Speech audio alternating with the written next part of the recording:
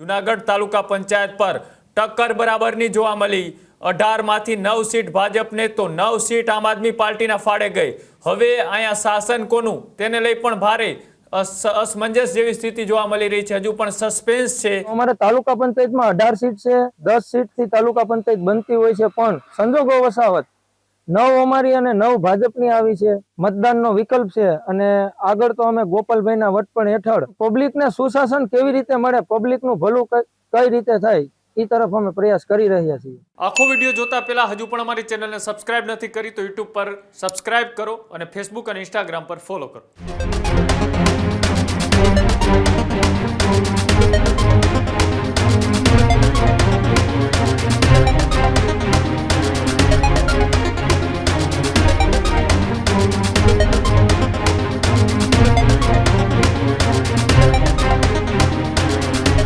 રાજ્યની અંદર સ્થાનિક સ્વરાજની ચૂંટણીના પરિણામ પણ આવી ચૂક્યા છે। ક્યાંક એવા ચોંકાવનારા પરિણામો આવ્યા છે કે તેને લઈ હજુ પણ અસમંજસની સ્થિતિ છે। વાત કરવી છે જૂનાગઢની કે જ્યાં જૂનાગઢની અંદર તાલુકા પંચાયતની ચૂંટણીની અંદર ભારે રસાકસી ભરી ચૂંટણી છે તે ત્યાં લડાઈ હતી અને ત્યાં જે ચૂંટણીના પરિણામો આવ્યા ત્યાં ભારતીય જનતા પાર્ટી અને કોંગ્રેસ વચ્ચે 9 સીટથી ટાઈ થઈ। જૂનાગઢ તાલુકા પંચાયત પર ટક્કર બરાબરની જોવા મળી। 18માંથી 9 સીટ ભાજપને તો 9 સીટ આમ આદમી પાર્ટીના ફાળે ગઈ। સત્તા કોના હાથમાં જશે તે મુદ્દે હજુ પણ સસ્પેન્સ યથાવત છે। રાજકીય વર્તુળોમાં એ તાલુકા પંચાયત કોના હાથમાં જશે તેને લઈ ચર્ચાનો વિષય છે તે અત્યારે જોવા મળી રહ્યો છે। જે રીતના જૂનાગઢ, વિસાવદર, ભેસાણ સહિતના વિસ્તારોમાં આમ આદમી પાર્ટીએ પોતાનું કદ છે તે વધાર્યું છે અને તેના જ કારણે જૂનાગઢ તાલુકા પંચાયતમાં 9 ભારતીય જનતા પાર્ટીને તો 9 આમ આદમી પાર્ટીને મળી છે બેઠકો। હવે અહીંયા શાસન કોનું તેને લઈ પણ ભારે અસમંજસ જેવી સ્થિતિ જોવા મળી રહી છે। હજુ પણ સસ્પેન્સ છે અને તેને લઈ ત્યાં કેવો માહોલ છે, કેવી રાજકીય ચર્ચાઓ થઈ રહી છે, કોણ દાવાઓ કરી રહ્યા છે ત્યાં શાસનના, આવો જોઈએ। મારું નામ કૈલાસભાઈ ગોબરભાઈ સાવલિયા, જુનાગઢ તાલુકા પંચાયત આમ આદમી પાર્ટી સદસ્ય। લોકોએ મને બહોળી લીડથી જીતાડ્યો છે, જોકે હું આગલી ટર્મમાં પણ જીતેલો હતો। ખાસ કરીને અમારી જે જુનાગઢ તાલુકા પંચાયતની વાત કરું તો અમારે તાલુકા પંચાયતમાં 18 સીટ છે, 10 સીટથી તાલુકા પંચાયત બનતી હોય છે, પણ સંજોગો વસાવત 9 અમારી અને 9 ભાજપની આવી છે।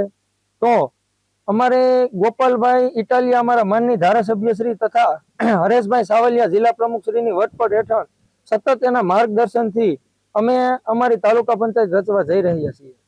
ખાસ કરીને બંને વચ્ચે 9 સીટો આવી છે, તો કઈ રીતની તમારી રણનીતિ રહેશે આ જે તાલુકા પંચાયત ઉપર કબજો મેળવવા માટે?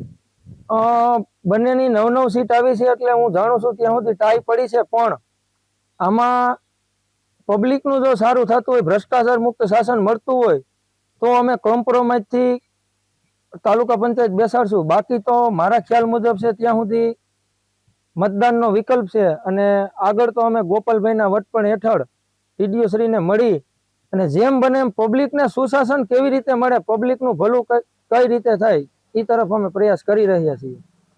તમારા 9 ઉમેદવારમાંથી જો એક ઉમેદવાર વયો જાય તમારામાંથી અથવા એનામાંથી વયો જાય તો પણ સીધી લીટી થઈ જાય, એ માટે શું કરશો કોઈ તોડજોડ ન થાય તો?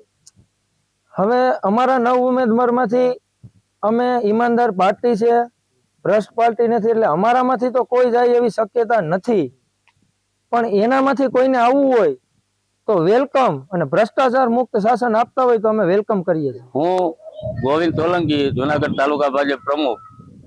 આથી આ સ્થાનિક સ્વરાજની ચૂંટણીમાં ભારતીય જનતા પાર્ટી ઉપર વિશ્વાસ મૂકી અને સમગ્ર ગુજરાતમાં ભારતીય જનતા પાર્ટીને જ્વલંત વિજય અપાયો છે, એ માટે હું સમગ્ર ગુજરાતની જનતાને ખૂબ ખૂબ આભાર માનું છું અને અમે ગર્વ સાથે કહીએ છીએ કે લોકો વિકાસની સાથે અને અમારા પક્ષના વડીલો, આગેવાનો જે છેવાડાના માનવી સુધી પહોંચવાના જે પ્રયત્ન કર્યા છે એમાં અમને ક્યાંક ને ક્યાંક સફળતા મળી રહી, એટલે લોકોની સુખાકારી માટે અને લોકોના વિકાસ માટે લોકો અમારી સાથે રહ્યા છે અને આ સાથ અને સહકારને લીધે ભારતીય જનતા પાર્ટીની સરકાર કામ કરે છે અને અમને પણ પક્ષ તરફથી એવા